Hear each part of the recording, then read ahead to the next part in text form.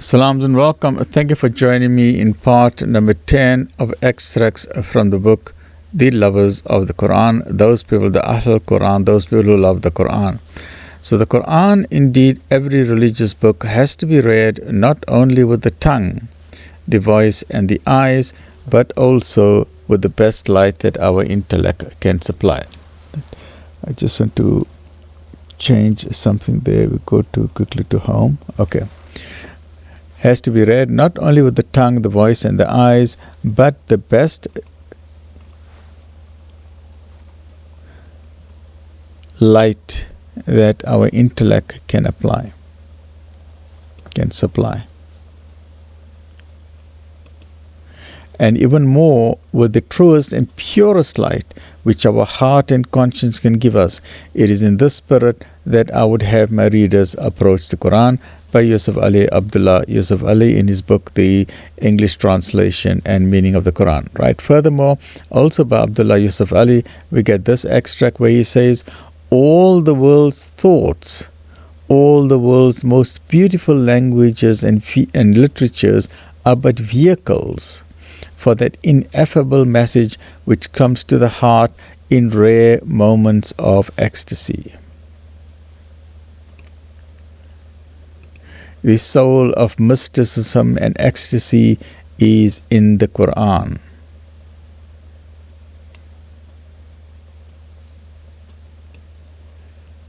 As well as that plain guidance for the plain man, which a world in a hurry affects to consider as sufficient. Furthermore, Abdullah Yusuf Ali says, it will be found that every verse revealed for a peculiar occasion also has a general meaning. That means there's specific meanings and there's general meanings, because the message of the Quran is universal.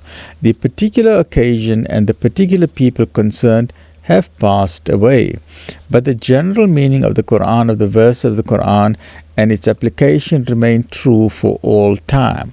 What we are concerned about now, and we are living in the 1466 of the Hijrah in 2025, is what guidance can we draw for ourselves in this modern era of internet and AI technology and robotics? What can we draw for ourselves from the message of God that we find in the Quran? All right.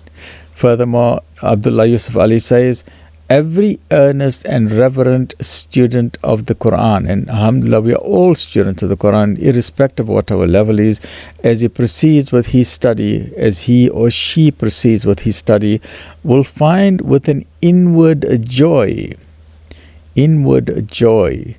difficult to describe, how this general meaning also enlarges as his own capacity for understanding increases. And this is an ongoing striving to understand the Quran. It is like a traveler climbing a mountain.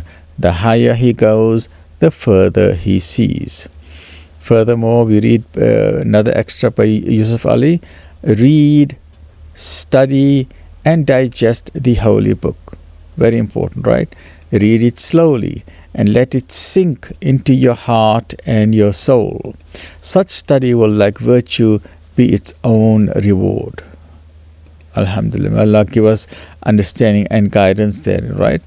It has been said, and furthermore also by Yusuf Ali, it has been said that the Quran is its own best commentary. Very important.